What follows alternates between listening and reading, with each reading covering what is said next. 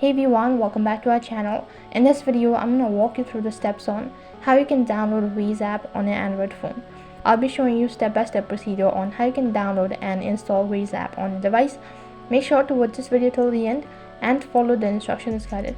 In order to install and download the Waze app, first thing you need to make sure that you are connected to an internet service and then open up your Play Store.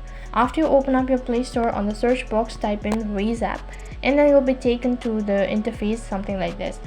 So you need to click on this app you can see on the interface. In order to install or download this application, click on install and you need to wait for some time while it is installing. So the app has already been installed, click on open and then you'll be taken to the sign up and login interface. So you need to go through all of these statements and then allow the access accordingly. So in this way you can download and install Waze app on your Android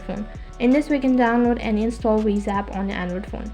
That is all for this video. I hope the video was helpful. Make sure to like, share and subscribe to our channel. Thank you for watching.